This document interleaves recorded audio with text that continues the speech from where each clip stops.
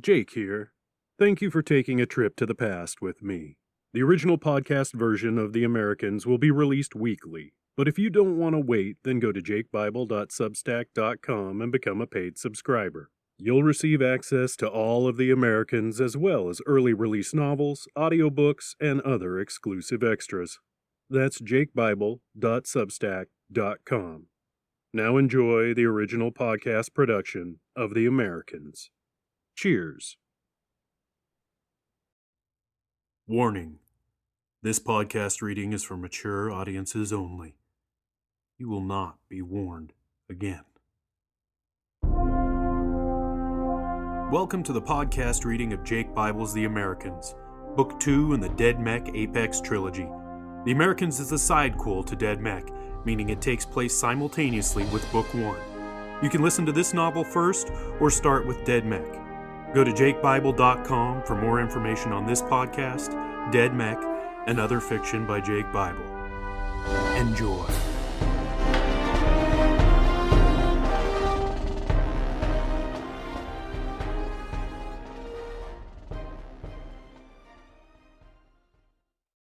Hey y'all, welcome back to The Americans. I bet some of you didn't think this episode would happen, did you? You thought, sure, Jake got one out last week, but he's not going to get another out. Well, disbelievers, I have proved you wrong. I have. Yep, so we got another exciting episode of The Americans, ready for your listening pleasure. More exciting news is The Americans ebook will be launched later this week. Before Halloween, it shall happen, folks. It definitely shall. The print book will probably be coming out in December. There's a little more work that goes into a print book than an ebook. Well, there's more work on other people's parts because I've done my work. I just got to get cover formatting, printing, proofing, shipping back and forth, all those crazy things. That's what goes into printing. But the ebook is pretty much ready to go. We'll be launching that this week. Something that is very cool, due to the genius of Paul E. Cooley, and it burns to say that. It truly does burn to say that. But due to his wonderful, amazing technical skills, I am going to be part of the My Right program, which means Dead Mech and the Americans will be able to actually be autographed. That's right, the ebooks will actually be able to be autographed. And those autograph copies will be available on my website once I get that all launched and put together. So that's kind of cool. Yeah. It is, a way for you to get my handy dandy signature, something a little personalized on an electronic formatted book. Wow, the technology. Oh, science. Oh, future. You are here now. Now. It's crazy. It's also a way, to buy the ebook on one of your great and, favorite ebook retailers, whether it be Kindle, Amazon, or Nook, for Barnes & Noble, or just Smashwords. You can buy one there. And also, you get that? Also, buy an autographed copy from me directly. So it's a good way to support me 2 times. It's also, some people want to buy a couple copies of print books. That's easy to do. Not so easy to buy a couple copies of ebooks because, those damn electronic formats, they get logged in your retailer. And when you try and buy it again, they say, you already own this. Well, I know some of you want to buy just 30 or 40 of these frickin' things. So, now you'll have a chance to buy 30 or 40. It's amazing. You gotta love science. Science! Anyway, I will stop rambling and I'll just stop rambling. Be on the lookout for the announcement later this week for the Americans ebook and then also for the autographed version through MyWrite. If you don't know about MyWrite, you can go to mywrite.com, check it out. So if you are an author, and you're listening to this, and you want to be able to offer autographed ebooks out there to the world, then you need to go check this out. It is pretty freaking sweet, folks. Pretty freaking sweet. All right, that's enough. Hope you all are doing good. Thanks again, as always, for listening, and enjoy the show. All right, cheers, y'all. Chapter 27. Rise and shine, kiddos, Billy barked, giving Melissa's then Beth's bunk a couple good kicks. Days a wasting and we got shit to do. Fuck you, Mr. Cheery, Melissa grumbled, suddenly in a tug of war with Billy over her blanket. Knock it off, asshole! Beth stretched and yawned, wincing as her feet touched the cold concrete floor. Okay, you two, that's enough. She walked over and pulled the blanket from both of their hands, tossing it at the foot of the bunk. Whoa there, Miss Pantsless, Billy exclaimed, averting his eyes from Beth as she stood in the middle of the bunk room and worked the kinks out of her body with only a shirt and underwear on. Beth laughed. You've seen more of me, Billy, and considering I brought you back from the dead, I'd say we're family now. Yeah, well, I don't want to see Mel's skivvies either, so I'll just take my leave, Billy responded, moving to the door. The general wanted me to tell you he let you both sleep in, since apparently your non-nano bodies need more rest than us uber folk. But you have 20 minutes to shit, shower, eat, and be in the briefing room. El Generalissimo has a plan he wants to share. 20 minutes? Fuck that, Melissa said, grabbing at the blanket once again, but Beth was faster, pulling it out of reach and tossing it into a corner. Come on, Beth said, pulling Melissa out of bed.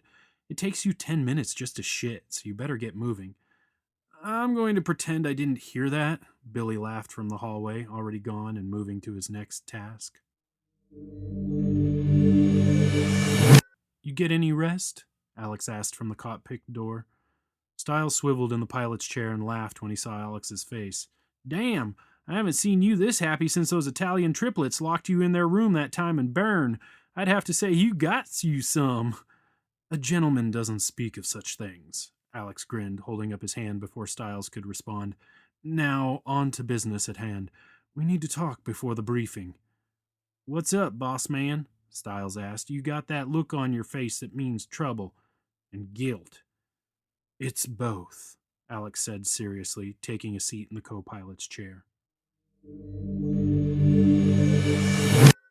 Heather stepped from the shower and grabbed her towel, drying herself as she walked to the locker with her fresh uniform. Hey, Melissa called out, how are you feeling this morning? Heather stopped drying her hair and smiled at the girls. Good morning, you two. I'm doing fine. Best I've felt in a long time. Melissa glanced at Beth, then back at Heather. You got laid, didn't you? Oh, yes, I did, Heather laughed as the girls stripped down and turned on the water. Thanks for the resurrection energy, Beth. Does wonders on the libido. Any time, Beth smiled. Heather's smile faltered a bit. How are you doing? Beth rinsed her face. I'm fine, just fine. She's lying, Melissa said. I think I've known the freak long enough to know that. Ha ha, Beth smirked. Very funny, Mel. No, really, I'm fine. It's an adjustment, all the new info from the personalities that I've had to integrate, but I'll get used to it. You said something last night about being only 4 years old, Heather said, zipping up her uniform. Care to elaborate? Yeah, you said we'd talk this morning, Melissa agreed. Spill it, Beth. Beth looked at each and sighed. Okay, but it'll have to be the short answer. Any answer is better than none, Heather said, pulling on her boots. Let's hear the short one, then. Cloning, Beth said matter-of-factly. My body was grown from embryo to adolescence in 3 years. I've been out of the vat for only 1 year. Heather and Melissa stared at her, stunned. You're a clone? Melissa finally asked. Yep, that's what I just said. Guess I shouldn't be surprised, Heather laughed. Explains a lot. So you're not real? Melissa stammered. You're like some cyborg thingy? No, I'm real. 100% human flesh. I was cloned from the DNA of a Rachel Caprizi. She has some type of genetic predisposition to technopathy. Techno-whathy? Technopathy, Melissa, Heather said. It means she can mentally manipulate technology. That's why she can work BC without touching it. And why I can control the nanotech so easily, Beth added, once I had Dr. Lisbon's knowledge. Damn, Melissa said, looking confused. Yep, damn, Beth agreed. Thank you, everyone, for joining the briefing this morning, General Millman announced. I'll leave the introductions for later. Right now, we need to dig in and make sure everyone is on the same page. Colonel? Thank you, sir, Colonel Smithfield said, standing and addressing the room that was now filled with the base's limited personnel, as well as Heather, Melissa, Beth, Stiles, Billy, and Alex. And thank you to those that joined us last evening. The intel gathered has proven invaluable, and since most of our fellow Americans have been brutally murdered, the info could prove key to our very survival as a people. Quit the rhetoric, Colonel, and get to the point, the general growled. The colonel took a deep breath and activated a hollow of the region from Russia down to the Indian Sea. As of right now, our satellites show the Threes forces are moving rapidly through the Russian frontier and are approaching the Chinese border as we speak. Now, while the Chinese have been gracious enough to let us have our little secret outpost here, they will not come to our aid if we are attacked. The colonel zoomed in on the symbols representing the Threes forces.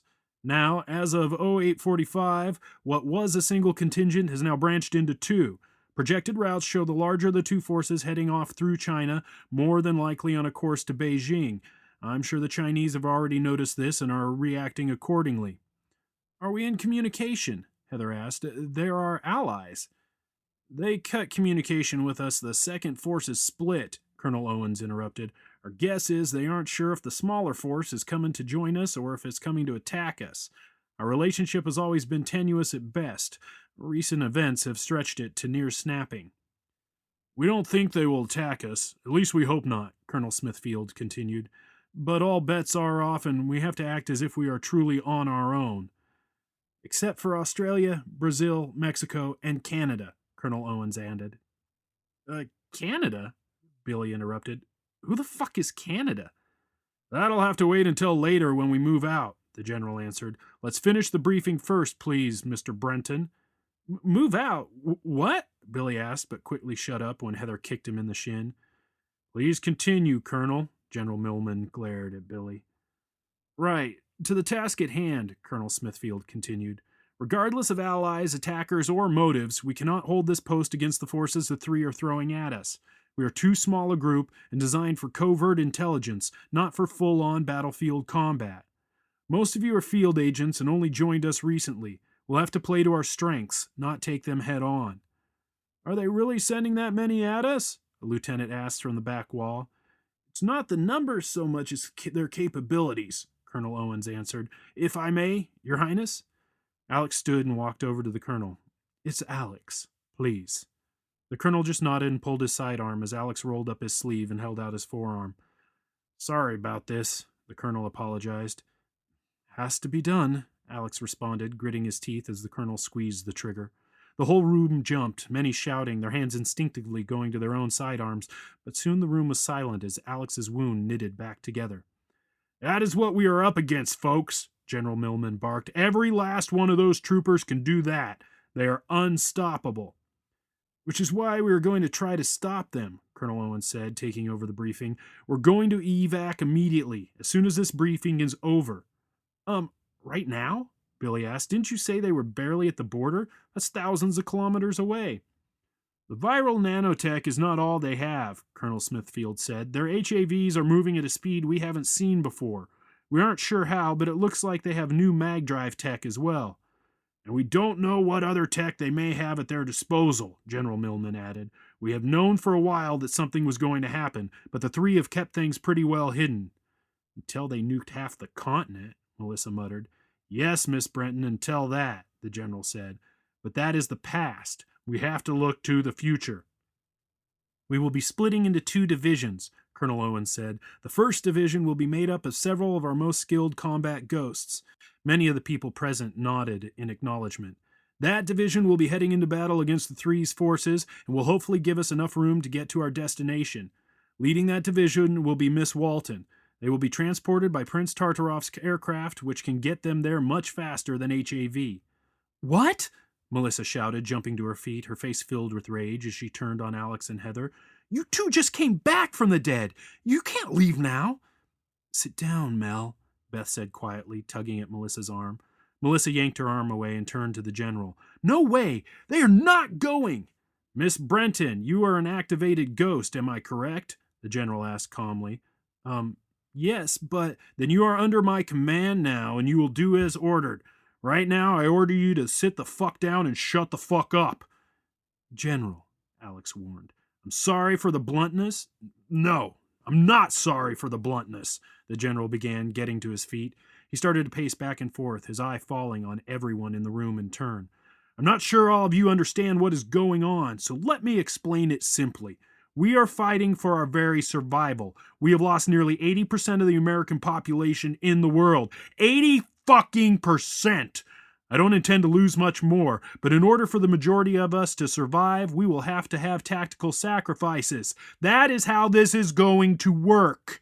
Now, we aren't just running blind. We have a goal. The main division will push as fast as possible in HAVs towards the Indian Ocean, where there is a small flotilla of American ships waiting for us, led by a man most of you have run across, Colonel Blue Masterson.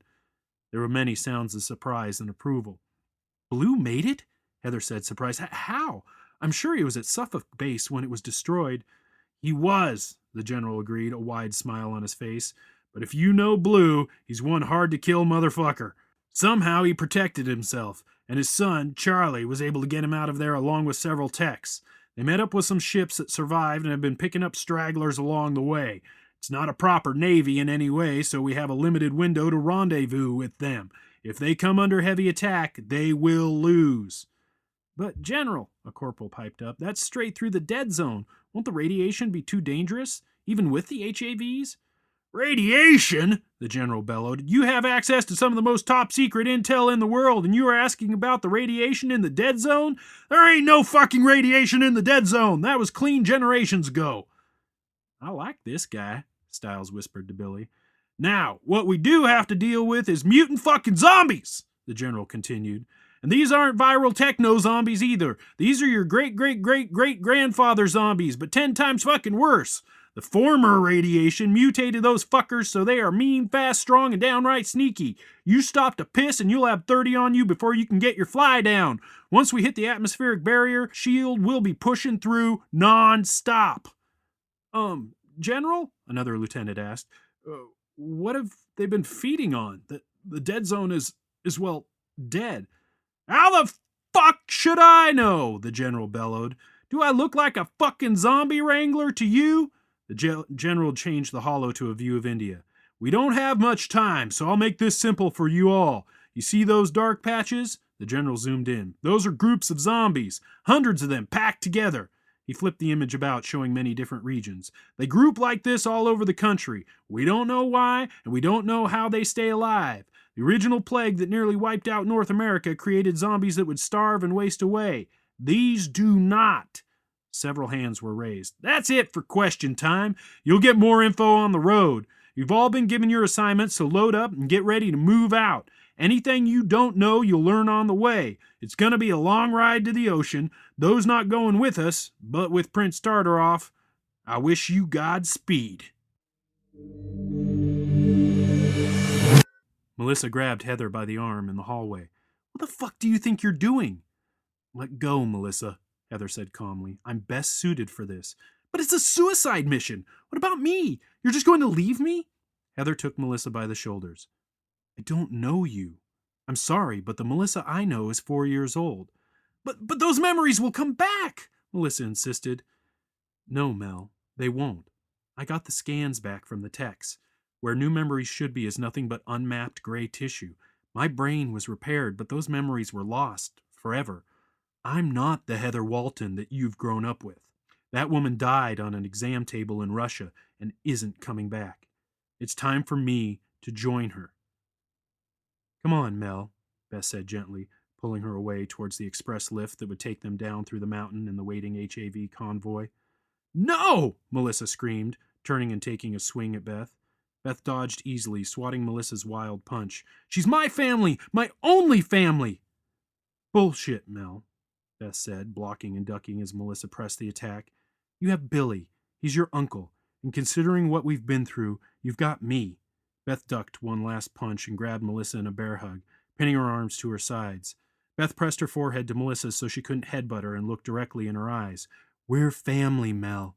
You're all I have. I don't have anyone else. I was grown in a lab, for fuck's sake. She pushed away and waited for another attack, but the fight had gone out of Melissa. So what's your lame excuse? Melissa asked Alex. My twin brother is dead, my country is in flames, and the only person I've ever loved is going on this mission, Alex smiled sadly. Plus, Styles needs my extra help when we start the attack. He can fly the BTT, but I'll be working the weapons systems. His gaze hardened. Listen, Mel, as much of a suicide mission as this may be, I don't plan on giving up. I'll fight until I'm dead or they are. I promise you that. He shrugged as a voice called the BTT assault team to the hangar. And I promise to put Heather's life and safety before my own. Like hell you will, Heather protested, but Alex held up his hand and cut her off, his focus on Melissa. Understood? Alex asked. Melissa thought for a moment, then nodded, fighting the tears in her eyes. You better keep that promise.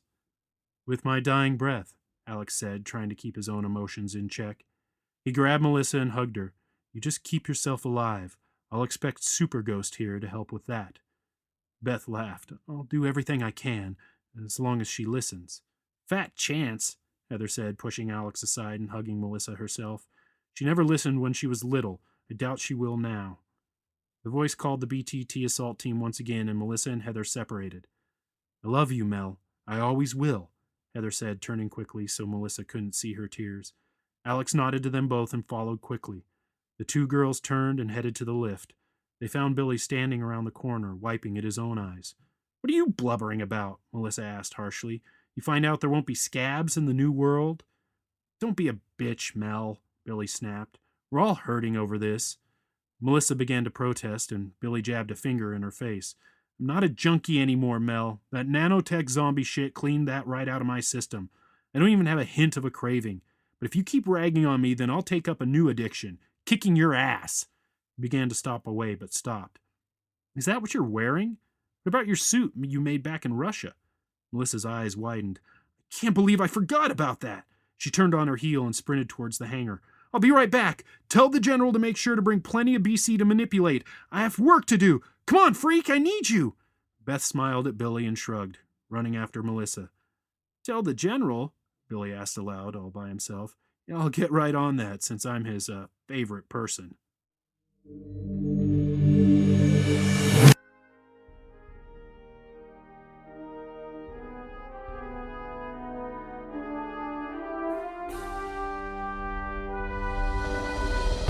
You've been listening to the podcast reading of Jake Bible's The Americans. This novel and recording are protected under whatever latest, greatest Creative Commons license is out there currently. Share this all you want. Just don't even try to make a buck off it without the express permission of the author, me. I hope you enjoyed this episode. For more information, please go to jakebible.com. Thanks for listening. Cheers. Thank you for listening to this episode of the re-release of the original podcast production of The Americans. Don't want to wait each week for a new episode? Go to jakebible.substack.com and become a paid subscriber. Want more audiobooks? Go to jakebible.com for info and access to dozens of Jake Bible fiction audiobooks and ebooks. Cheers.